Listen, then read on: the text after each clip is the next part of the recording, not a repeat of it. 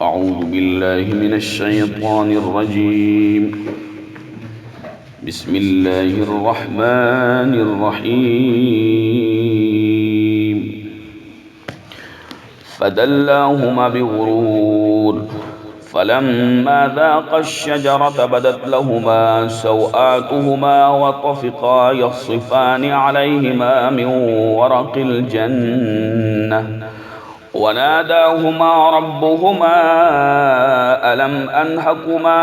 عن تلكما الشجرة وأقل لكما إن الشيطان لكما عدو مبين. اور اس نے شیطان نے دھوکے سے جناب آدم و حوا کو اتروا دیا. پھر جب ذاق الشجرۃ چکھا انہوں نے درخت کو، بدت لہما تو ظاہر ہو گئی ان دونوں کی، سوآتہما شرم کی چیزیں، وطفقا یخصفان علیہما من ورق الجنہ اور جناب آدم و حوا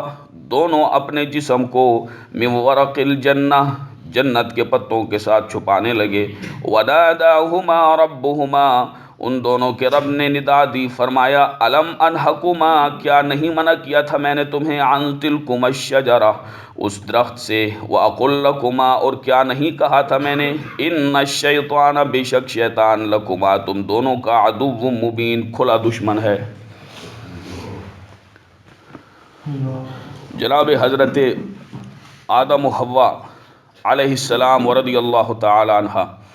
تمام نوع انسانی کے والدین، ہمارے ماں باپ، ان کے متعلق سورہ بقرہ شریف میں ہم پڑھ چکے ہیں کہ اللہ رب ذوالجلال نے فرمایا کہ وَإِذْ قَالَ رَبُّكَ لِلْمَلَائِكَةِ،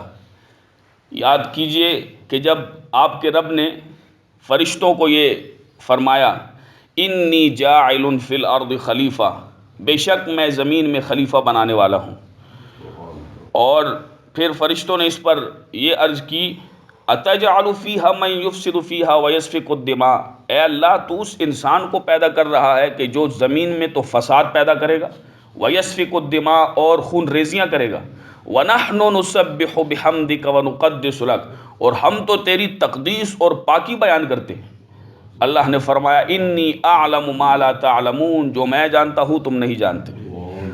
تو جناب حضرت آدم علیہ السلام کو اللہ رب ذوالجلال نے، جو کل ہم نے بات کی تھی کہ خطا ہوئی، غلطی ہوئی، اکثر لوگ اس قسم کی بات جہالت کی وجہ سے، ناسمجھی کی وجہ سے، کم علمی کی وجہ سے، اور حضرت آدم علیہ السلام کا ذکر اس انداز سے بابا آدم اور اس قسم کے الفاظ سے کرتے ہیں. یہ بالکل درست طریقہ نہیں ہے. یہ جو کہ وہ اللہ کے پیغمبر تھے، اللہ کے نبی تھے، اور تمام بنی نوع انسان کے والد ہیں، باپ ہیں. جیسے کہ حضور علیہ السلام نے فرمایا کہ اے لوگو تمہارا باپ ایک ہے آدم، کہ جس کو اللہ نے مٹی سے پیدا کیا تھا. اس پر احادیث میں اور آیات مبارکہ سے جو تمام تخلیق کا یہ سلسلہ ہے، تمام تخلیق کے یہ مراحل ہیں، اللہ رب ذوالجلال نے اس میں ان تمام لوگوں کا بھی رد ہے جو ملحد ہیں، جو دہریے ہیں، جو چارلس ڈارون کا نظریہ تھا کہ یہ انسان بندر کی اولاد ہے، یہ اس کا نظریہ ہے. اور کئی جو ہے وہ سائنسدان بیچارے آج بھی اس چیز کو ثابت کرتے ہیں، حالانکہ خود ان سائنسدانوں نے اس چیزوں کو رد کیا ہے باقاعدہ کہ انسان بندر کی اولاد نہیں ہے. جس بندر کی اولاد تم بتاتے ہو تو سارے کالے بندر تھے، یہ سفید انسان پھر کس کی اولاد ہے؟ تو اس پر بہت سارے جو ہے وہ شواہد ہیں، دلائل ہیں، جس کو جو ہے وہ رد کیا گیا ہے. اور یہ جو ہے وہ انتہائی ناقص اور بیکار سوچ ہے کہ جن کو بندر ہونا، اپنے باپ کو بندر بتانے میں شرم ہی نہیں آتی. تو تمام کے تمام لوگ حضرت آدم علیہ السلام کی اولاد سے ہیں. کوئی بھی یہ بندر شندر، بعض لوگ جو ہے وہ کہتے ہیں کہ وہ لوگ جو ہے وہ بندر بن گئے تھے یا خنزیر بن گئے تھے، تو نعوذ باللہ من ذالک کہ انسان ان کی اولاد میں سے ہے. وہ جن پر عذاب آیا تھا ان کو 3 دن میں غرق کر دیا گیا تھا، ان کو 3 دن میں غرق کر دیا تھا. اور وہ بھی انسان ہی تھے کہ جو انبیاء کی تکذیب کی وجہ سے جناب حضرت عیسیٰ علیہ السلام کے جن 5000 مردوں کو اللہ نے خنزیر یا بندر کی صورت اختیار کروا دی تھی، ان کے چہرے مسخ ہو گئے تھے، تو وہ انسان ہی تھے. انبیاء علیہ السلام کی تکذیب اور دین حق سے انحراف کی وجہ سے اللہ رب ذوالجلال نے ان کو یہ ذلت عطا کی، یہ ذلت دی، اور اس کے بعد جو ہے وہ ہمیشہ کے لیے سڑ رہے ہیں. تو اسی طرح سے انسان جو ہے وہ سب کے سب جناب حضرت آدم علیہ السلام کی اولاد ہیں. اور آدم علیہ السلام کو اللہ رب ذوالجلال نے مٹی سے پیدا کیا، وہ اللہ کے برگزیدہ اور پاک پیغمبر تھے. اور پیچھے جو میں نے آیت مبارکہ پڑھی کہ میں زمین میں خلیفہ بنانے والا ہوں، تو یہ آدم علیہ السلام کی تخلیق سے پہلے کی بات ہے، یعنی زمین میں جنت والا معاملہ اور یہ تمام چیزیں، وہ شجر ممنوعہ سے کھانا اور شیطان کا ان کو قسم دینا کہ یہ کھا لیں، تو یہ تمام چیزیں یہ بات کی ہیں، تخلیق آدم جو ہے وہ یہ بات کی ہے۔ لیکن اللہ کے علم و ارادہ میں اللہ رب ذوالجلال نے خود جو ارشاد فرمائے کہ میں زمین میں خلیفہ بناؤں گا، تو یہ سارا سلسلہ قائم ہونا تھا، یہ آدم علیہ السلام کا زمین پہ تشریف لانا تھا، جناب حضرت حوا کا زمین پر تشریف لانا تھا جنت سے۔ تو گرامی قدر حضرات، اللہ رب ذوالجلال نے یہ تمام وہ واقعہ ہے کہ جناب حضرت آدم علیہ السلام اور جناب حضرت حوا رضی اللہ تعالی عنہ، جب اس کو لکھا جائے گا تو امام ساوی نے لکھا ہے کہ حوا لکھا جائے گا، یعنی اس کے اوپر یہ مد ہے، اس حوا آگے حمزہ ہے، تو یہ جلدی میں حوا کہہ دیا جاتا ہے، تو یہ لکھنے میں اور پڑھنے میں بھی ایسا ہی ہے۔ تو گرامی قدر حضرات، اس نے چونکہ آدم علیہ السلام کو اللہ رب ذوالجلال نے منع فرمایا کہ وَلَا تَقْرَبَا هَٰذِهِ الشَّجَرَةَ، اس درخت کے قریب تم دونوں نے نہیں جانا، تم دونوں نے اس درخت کے قریب نہیں جانا۔ تو اب جب اس نے یہ قسم دی، اللہ رب ذوالجلال کی قسم دی کہ یہ کھا لو تو فرشتے بن جاؤ گے یا ہمیشہ جو ہے وہ رہنے والے بن جاؤ گے، تو اس پر آدم علیہ السلام نے اس چیز کو دیکھا کہ جب آدمی فرشتہ بن جائے تو وہ اللہ ہی کی تسبیح بیان کرتے کرتے اور ہمیشہ رہنے والا بن جائے تو اللہ ہی کے وہ قرب بڑا جلدی پا لیتا ہے، اور اللہ کا قرب تو انبیاء علیہم السلام عام آدمیوں میں آپ دیکھیں کہ وہ اللہ کی رضا چاہتے ہوئے کیا کچھ کرتے ہیں، عبادتیں، ریاضتیں، علم حاصل کرتے ہیں، اس پہ عمل کرتے ہیں، زندگی اچھی گزارتے ہیں۔ تو اللہ کے انبیاء تو ان تمام چیزوں میں بے مثل و بے مثال ہوتے ہیں، وہ سب سے زیادہ اللہ کے قریب ہوتے ہیں اور مزید جو ہے وہ قرب پانے کی خواہش و تمنا رکھتے ہیں۔ تو اسی طرح سے آدم علیہ السلام نے وہ سمجھا کہ یہ حکم جو ہے یہ تنزیہی ہے، یعنی فرض، واجب، اور جو ہے وہ اللہ رب ذوالجلال نے جو ہمیں منع فرمایا اس درخت سے، یہ حکم تنزیہی ہے، تو لہٰذا اگر اس درخت سے کھا لیا جائے، یا یہ ہے کہ یہ جو درخت جس سے منع کیا گیا ہے اب یہ معلوم نہیں، بعض علماء نے لکھا ہے کہ گندم تھی کہ جو دانہ کھایا گیا تھا، تو فرمایا کہ اس کا علم ہمیں نہیں، تو وہ درخت کون سا تھا کہ جس سے انہوں نے وہ پھل کھایا، وہ چیز، وہ دانہ کھایا، وہ گندم تھی یا کسی درخت کا پھل تھا، بہرحال تو فرمایا کہ اس درخت سے آدم علیہ السلام نے یہ سوچا کہ یہ جو درخت ہے اس درخت سے منع کیا گیا ہے، دیگر اس کی جو جنس کے دیگر درخت ہیں ان سے منع نہیں کیا گیا، لہٰذا ان سے اگر کھا لیا جائے تو ممانعت نہیں ہے۔ اصل مسئلہ یہ ہے جیسے کل ہم نے ذکر کیا اور اللہ رب ذوالجلال نے یہ ارشاد فرمایا وَقَاسَمَهُمَا، اس نے قسم اٹھائی، دونوں کو قسم دی، انی لکما لمن الناصحین، میں تم دونوں کے لیے خیر خواہ ہوں، تم لوگوں کی خیر چاہتا ہوں، کھا لو جو ہے وہ یہ درخت کا یہ چیز۔ تو حضرت آدم علیہ السلام نے چونکہ اللہ کے پیغمبر تھے، وہ اس بات کو کہ اللہ کے نام کی جو عظمت اور حرمت اور قدر ہے کہ کوئی آدمی اللہ کا نام لے کے بھی جھوٹ بول سکتا ہے، کوئی ایسا بھی ہو سکتا ہے کہ جو اس وحدہ لا شریک کا نام لے کے ہمیں دھوکے میں ڈالے، اس لیے آپ جب اس نے قسم کھائی تو آدم علیہ السلام نے وہ پھل کھایا، لیکن وہ بھی سلسلہ، وہ پھل کھانا یہ اللہ کی حکمت تھی، یہ منشا تھی، یہ تمام سلسلہ ہونا تھا کہ ان کو زمین پہ تشریف لانا تھا، اور اس کے بعد جو ہے وہ ہمیں بھی آنا تھا، ہمارے باپ دادا کو آنا تھا، ہم سے بعد ہم مر جائیں گے، دیگر لوگ جو ہے وہ آ جائیں گے، قیامت تک جناب حضرت امام مہدی آئیں گے جو اللہ کے ولی ہیں، جناب حضرت رسول پاک علیہ السلام کی جناب سید زہرا رضی اللہ عنہا کی اولاد سے ہوں گے، تو یہ تمام زمین کو عدل سے، انصاف سے بھر دیں گے، حضرت عیسیٰ علیہ السلام ان کے پیچھے نماز پڑھیں گے، یہ تمام چیزیں جو ہے وہ سلسلہ بہرحال، تو وہ صرف اور صرف یہ چیزیں تھیں۔ اب جو ہے وہ اللہ رب ذوالجلال نے ارشاد فرمایا فَضَلَّاهُمَا بِغُرُورٍ، دھوکے سے اس نے جناب حضرت آدم اور جناب حوا کو زمین پہ وہ اتروا دیا۔ کب؟ فَلَمَّا ذَاقَ الشَّجَرَةَ، اب کیا ہوا؟ اب یہ دیکھیے، فرمایا کہ جب ان دونوں نے شجرہ، اس درخت سے جب چکھا، تو جو ہی اس نے یہ بات کی تو آپ نے جو ہی چکھا، بدت لہما سوآتہما، تو ان کی شرم کی چیزیں ظاہر ہو گئی، وہ جنتی لباس چھن گیا، وطفقا یخصفان علیہما من ورق الجنہ، اور وہ درخت کے پتے جناب حضرت آدم اور جناب حضرت حوا درخت کے پتے اپنے جسم کے ساتھ جو ہے وہ چپٹانے لگے، اور وہ درخت انجیر کا درخت تھا، اس کے پتے جو ہے وہ چپٹانے لگے اپنے جسم کے ساتھ۔ تو اللہ رب ذوالجلال نے فرمایا، اور اس کو اللہ نے ذکر بھی فرمایا کہ وَنَادَاهُمَا رَبُّهُمَا، ان کے رب نے ان سے فرمایا الم انہکما، کیا نہیں منع کیا تھا میں نے عن تلکما الشجرہ، اس درخت سے، وَأَقُلْ لَكُمَا، اور کیا میں نے نہیں فرمایا تھا کہ شیطان تم دونوں کا کھلا دشمن ہے۔ تو اب آپ اندازہ لگائیے کہ یہ انسانی فطرت ہے، لباس، لباس انسانی فطرت ہے. اب یورپ پوری دنیا کو ننگا کرنا چاہتا ہے لباس سے، کیونکہ وہاں پہ جلوس بھی اس قسم کے، سائیکل کی ریسیں اس قسم کی نکلتی ہیں کہ ان کے جسم پر کپڑے کی ایک دھجی نہیں ہوتی. مردوں عورتوں کے الامان والحفیظ استغفر اللہ ربی من کل ذنب واتوب الیہ، کہ وہ لوگ اس چیز کو جو ہے وہ پروموٹ کر رہے ہیں، اس چیز کو فروغ دے رہے ہیں کہ آدمی ننگا ہونا چاہیے. تو بھائی انسانوں کی تو یہ شان ہے کہ دیکھیں جنت میں جب حضرت آدم علیہ السلام سے جب لباس جنتی چھنا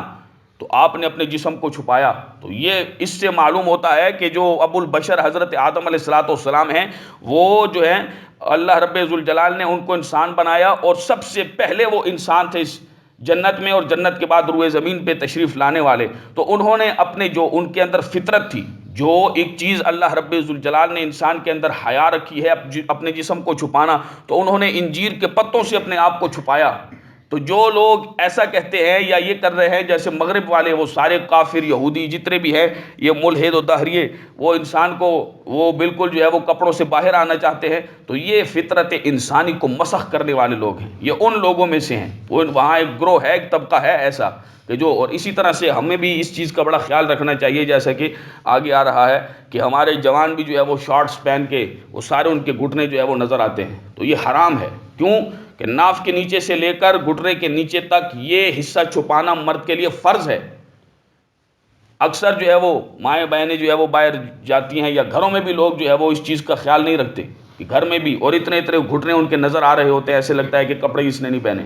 تو ان چیزوں کا انسان کی یہ شان ہے، مسلمان کی، انسان کی یہ شان ہے بلکہ کہ وہ اپنے آپ کو سارا ڈھکا رکھے. حضرت شیخ الحدیث علامہ یعقوب ہزاروی صاحب، اللہ ان کے جو ہے وہ علم و عمل میں زندگی میں خوب برکتیں پیدا فرمائے، غالباً 50 سے 55 سال ہو گئے ہیں وہ درس حدیث دے رہے ہیں، بہت بڑے عالم ہیں راولپنڈی میں. تو ان کا اکثر گرمی سردی میں یہ بٹن بھی بند رہتے تھے، بالکل اپنے آپ کو ڈھکا. تو یہ انسان کا جو ہے وہ حسن ہے، یہ مرد کا بھی حسن ہے. کہتے ہیں بعض لوگ کپڑے جو ہے وہ قمیض، یار تم مرد ہو،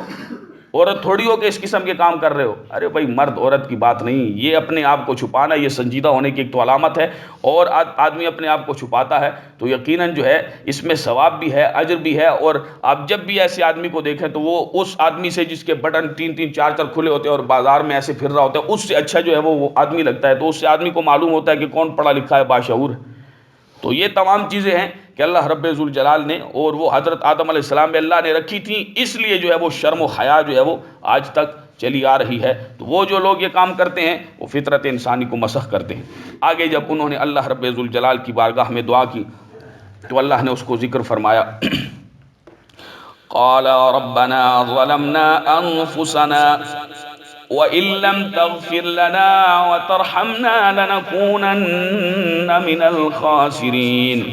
جناب آدم و حوا نے عرض کی، اے ہمارے رب، ظلمنا انفسنا،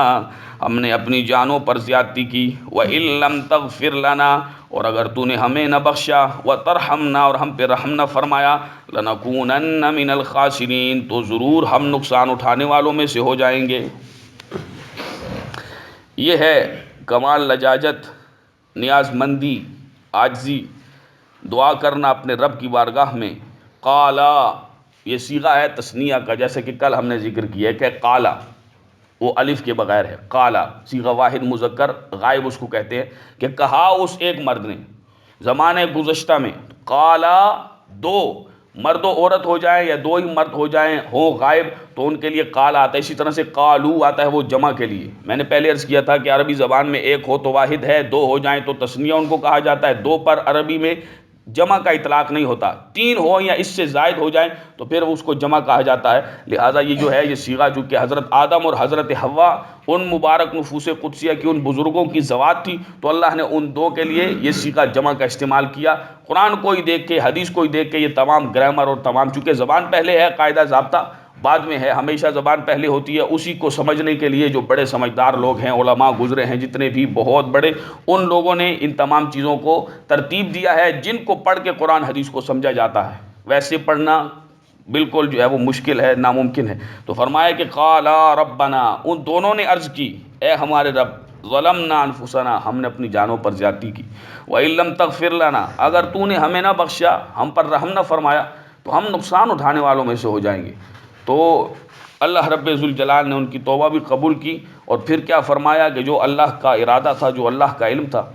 قال اهبطوا بعضكم لبعض عدو ولكم في الارض مستقر ومتاع الى حين۔ اللہ نے فرمایا اہبطوا، اتر جاؤ تم سب، بعضکم لبعض، تمہارا بعض کا دشمن ہے، وَلَكُمْ فِي الْأَرْضِ، اور تمہارے لیے زمین میں، مستقر ومتاع الی حین، ایک وقت تک ٹھہرنے کی اور فائدہ اٹھانے کا وقت ہے، مدت ہے، ایک وقت تک تم زمین میں رہو گے، اس سے فائدہ اٹھاؤ گے۔ قال اہبطوا، سب کے سب کو، اب اہبطوا کا صیغہ جمع کا صیغہ ہے، جمع مذکر حاضر ہے، اور یہ فعل امر حاضر معروف ہے۔ فرمایا اہبطوا، تم سب کے سب اتر جاؤ۔ تو اب جناب حضرت آدم اور جناب حضرت حوا اور جناب حضرت آدم علیہ السلام کی پشت میں جو صلب میں جتنے بھی انسانوں کو اللہ نے پیدا کرنا تھا، یہ خطاب سب کو تھا کہ سب کے سب اتر جاؤ، زمین پہ اتر جاؤ۔ کیوں؟ بعضکم لبعض عدو، کہ تمہارا بعض کا دشمن ہوگا،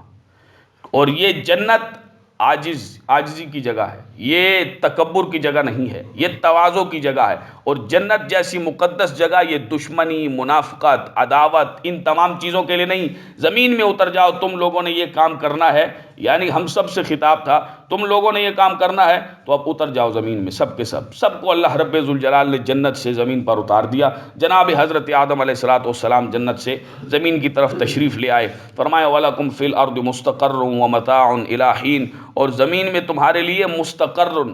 ٹھہرنا ہے، ومتاع، اور فائدہ ہے، إِلَىٰ حِينٍ، ایک خاص مدت تک تم اس میں فائدہ اٹھاؤ گے۔ قال فیہا تحیون وفیہا تموتون ومنہا تخرجون، اللہ نے فرمایا تم نے تحیون، اس میں زندہ رہنا ہے، وفیہا تموتون، اور تم اسی میں مرو گے، ومنہا تخرجون، اور اسی سے اٹھائے جاؤ گے۔ زندہ بھی رہنا ہے، زندگی ملے گی تمہیں، زندہ رہنا ہے، وفیہا تموتون، اور پھر زندگی کے بعد مرو گے، ومنہا تخرجون، اور پھر تمہیں دوبارہ اٹھایا جائے گا۔ کل جو ہے وہ بیان کیا گیا تھا کہ شیطان نے کہا تھا کہ انظرنی الی یوم یبعثون، یہی مضمون سارا چل کے آگے 14ویں پارے میں بھی انشاءاللہ آئے گا، اور اللہ رب ذوالجلال نے یہ بھی، وہاں بھی یہ کلمات اللہ نے موتی ہیں قرآن مقدس کے، فرمائے کہ فخرج فانک رجیم، نکل تو مردود ہے، اور پھر اس نے کہا کہ میں ایسا کروں گا، تیرے لوگوں، تیرے بندوں کو میں گمراہ کروں گا، الا عبادک الصالحین، سوائے نیک بندوں کے، نیک بندوں کو اس پہ شیطان کا وار نہیں چلتا۔ تو پیچھے جو ہے وہ اللہ رب ذوالجلال نے ارشاد فرمایا، تو اس نے، دیکھیے اب تھا نا شیطان، جتنی کمال بزرگی تھی، زمین کے چپے چپے پہ اس نے سجدے کیے تھے، فرشتوں کا استاذ تھا، لیکن انبیاء حضرت آدم علیہ السلام کی گستاخی کی تو اللہ کا بھی گستاخ ہوا، اور اللہ نے اسے ذلیل و رسوا کیا۔ انک من الصاغرین، تو ذلت والوں میں سے ذلیل ہے۔ تو اب اندازہ لگائیے کہ کفروں میں سے سب سے جو ہے وہ، جتنے کفر ہیں، یہ بہت بڑا کفر ہے انبیاء کی توہین۔ جتنے بھی فرقے ہیں جنہوں نے انبیاء کی توہین کی، تو ان ظالموں نے یہ بھی کہہ دیا کہ اللہ جھوٹ بول سکتا ہے۔ وہ آج تک اپنی کتابوں میں دفاع کرتے ہیں، ہم دکھا سکتے ہیں، وہ آج تک جو ہے وہ فتاوی رشیدیہ ہے، یک روزہ ہے، یہ سب کے سب جو ہے، اور یہ صرف اور صرف اختلاف، یہ اصولی اختلاف ہے۔ ہم کہتے ہیں کہ انبیاء کی توہین یہ جائز نہیں ہے، اور ایک عام آدمی کو جھوٹا کہہ دو تو کتنی بری بات ہے، تو اللہ کے لیے جھوٹ ثابت کرنا،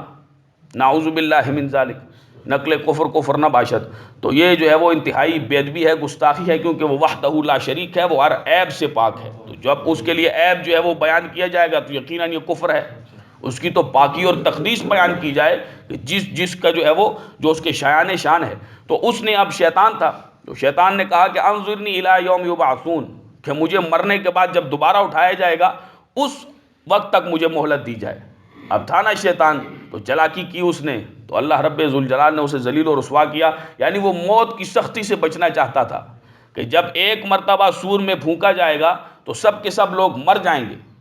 اور جب دوبارہ پھونکا جائے گا، حضرت اسرافیل علیہ السلام جو 4 مقرب فرشتے ہیں، حضرت جبرائیل علیہ السلام، حضرت اسرافیل علیہ السلام، حضرت اسرائیل علیہ السلام، اور حضرت میکائیل علیہ السلام، یہ تمام اللہ کے 4 جو بزرگ فرشتے ہیں اللہ رب ذوالجلال کے، وہ ان میں سے حضرت اسرافیل علیہ السلام جب سور میں پھونکیں گے، اور سور کیا ہے، جیسے کہ پیچھے حضور علیہ السلام سے گزرا کہ حضور علیہ السلام سے پوچھا گیا کہ یا رسول اللہ یہ سور کیا ہے؟ فَإِذَا نُفِخَ فِي الصُّورِ، قرآن میں آیا ہے کہ جب سور میں پھونکا جائے گا تو حضور نے فرمایا کہ قرن، یعنی وہ سینگ کی طرح ہوگا، سینگ نما ہوگا۔ اسرافیل علیہ السلام اس میں جب پھونکیں گے تو سب کے سب لوگ مر جائیں گے۔ اس کے بعد جب دوبارہ پھونکا جائے گا تو سب کو اللہ زندہ فرمائے گا۔ تو اس نے دوبارہ جب زندہ ہونا ہے، اس نے اس وقت تک کی مہلت مانگی، الی یوم یبعثون، بعث بعد الموت، موت کے بعد جب دوبارہ زندہ کیا جائے گا تو اس نے اس وقت کی مہلت مانگی، لیکن اللہ نے اس وقت کی مہلت نہ دی۔ فرمایا کہ تو بھی جب سور میں پھونکا جائے گا سب لوگ ہلاک ہوں گے تو یہ بھی ان کے ساتھ ہلاک ہوگا۔ موت کی سختی سے بچنا چاہتا تھا تو ہر آدمی کو تقوی اختیار کرنا چاہیے، تاکہ موت کی سختیاں، یہ انتہائی بہت سخت مرحلہ ہے، بہت سخت معاملہ ہے۔ شیطان نے اس کو معلوم تھا، اس نے فرشتوں سے بھی سن رکھا تھا یا جیسا بھی تھا، اس کو یہ تمام چیزیں معلوم تھی، تو اس نے یہ بات کہی کہ مجھے وہاں تک کی مہلت دی جائے۔ گرامی قدر حضرات، اللہ رب ذوالجلال نے ارشاد فرمایا، اب پیچھے چونکہ حضرت آدم علیہ السلام کی تخلیق کا ذکر فرمایا، اس تمام معاملے کا ذکر فرمایا، اب اولاد بنی آدم کو اللہ رب ذوالجلال نے خطاب فرمایا، یا بنی آدم قد انزلنا علیکم لباسا یواری سوآتکم وریشا ولباس التقوی ذالک خیر ذالک من آیات اللہ لعلہم یذکرون۔ اے بنی آدم، قد انزلنا، اتارا ہم نے، علیکم تم پر، لباس یواری، ایک وہ لباس کے جس سے تم سوآتکم اپنی شرم کی چیزیں، اپنی شرمگاہیں چھپاتے ہو، وریشا، اور ایک وہ لباس کے جس سے تم زینت اختیار کرتے ہو، ولباس التقوی، اور تقوی کا لباس، ذالک خیر، سب لباسوں سے بہتر ہے، ذالک من آیات اللہ، یہ اللہ کی نشانیاں ہیں، لعلہم یذکرون، کہ کہیں تم نصیحت حاصل کرو۔ اے بنی آدم، تین لباس اتارے جنت سے، لباس یواری سوآتکم، ایک وہ لباس کے جس سے تم اپنی شرمگاہوں کو چھپاؤ، وریشا، اور ایک وہ لباس کے جس سے تم زینت اختیار کرو، لباس، اور تیسرا لباس جو ہے وہ تقوی کا لباس ہے، اور فرمایا کہ یہ تقوی کا لباس ہے، ذالک خیر، یہ سب سے بہتر ہے۔ تو لباس یواری سوآتکم، ایک وہ لباس کہ جس سے آدمی اپنے آپ کو، اپنی شرمگاہ کو، اپنی تمام چیزوں کو، کہ جو چیز بری لگتی ہے دکھنے میں اس کو چھپایا جائے، اور ایک وہ لباس کہ جس سے زینت اختیار کی جاتی ہے۔ آدمی جو ہے وہ اللہ نے، اب دیکھیں شکر پیچھے گزرا ہے کہ شکر یہ ہے کہ اللہ رب ذوالجلال نے جو نعمتیں عطا فرمائی ہیں ان کا اظہار کیا جائے کہ اللہ نے دی ہے، اور اس کی نسبت اللہ ہی کی طرف کی جائے، اور ناشکری یہ ہے کہ ان چیزوں کو چھپایا جائے، ان کا اظہار نہ کیا جائے۔ جیسا کہ بعض لوگ جو ہے وہ، کئی اللہ نے ان کو مال و دولت دیا ہے اور بہت سارا، لیکن وہ اپنے آپ کو یتیم بنا کے رکھتے ہیں۔ تو یہ اللہ نے جو نعمت دیا اس کا اظہار کیا جائے، تکبر کے لیے نہیں، اس کا شکر ادا کرنے کے لیے۔ تو کئی لوگ اپنے جو ہے وہ کپڑے سلوا کے اس کو رکھتے ہیں، تو اب اس سے اب سلوانے کا کیا فائدہ کہ جب پہننا ہی نہیں ہے۔ تو یہ تمام چیزیں، اور اسی طرح سے اللہ رب ذوالجلال نے سوآتکم وریشا، ایک وہ لباس کہ جس سے زینت اختیار کی جائے۔ تو یہ زینت تکبر کے لیے نہ ہو، کہ یعنی اگر خدا نہ خواستہ کسی آدمی نے کوئی اچھے کپڑے پہنے تو وہ اکڑ کے چلے کہ سب نے جو ہے وہ، میں نے سب سے اچھا جوڑا پہنا ہے، اور اس طرح سے اس کے دل میں اس قسم کے خیال آئے، اس لیے نہیں، زینت کے لیے ہو، اللہ کا شکر ادا کرنے کے لیے کہ اس نے مجھے جو نعمت دی ہے یہ اس کا اظہار کرنا ہے، اس کی نعمت کا اس نے مجھے دی ہے تو اس کو چھپانا نہیں چاہیے۔ تو جس طرح سے ایک لباس وہ ہے کہ جس سے اپنی شرمگاہوں کو، وہ چیزیں کہ جن کو دیکھنے میں برا محسوس ہوتا ہے، جو بری دکھتی ہیں اور اچھا نہیں ہے، مناسب نہیں ہے، فطرت انسانی کے خلاف ہے، ان کو ظاہر کرنا، تو ان کو چھپانے کے لیے ایک لباس استعمال کیا جاتا ہے۔ ایک لباس وہ ہے کہ جس کو زینت کے لیے استعمال کیا جاتا ہے، اور اسی طرح سے ایک وہ ہے، یعنی گرمی سردی سے بھی بچاتا ہے آدمی کو، گرمی سردی اور اسی طرح سے دیگر موسموں کی شدت سے آدمی کو بچاتا ہے۔ تو تقوی کا لباس سب سے بہتر ہے کہ جیسا یہ لباس آدمی کو ان تمام چیزوں کی شدت سے بچاتا ہے، انسان کا حیا باقی رکھتا ہے، تو لباس تقوی جو ہے، اچھا عقیدہ ہونا، اچھے اعمال ہونا، حیا ہونا، آدمی میں یہ تمام روحانی اعتبار سے اخلاص اور الہیت ہونا، یہ تقوی کا لباس، گناہوں سے بچنا، اللہ کے ساتھ کسی کو شریک نہ ٹھہرانا، یہ سب سے بہتر اس لیے ہے کہ یہ آدمی کو اخروی عذاب سے بچاتا ہے۔ تو یہ تین لباس اللہ رب ذوالجلال نے نازل فرمائے ذالک من آیات اللہ، یہ اللہ کی آیات ہیں، نشانیاں ہیں اللہ کی، لعلہم یذکرون،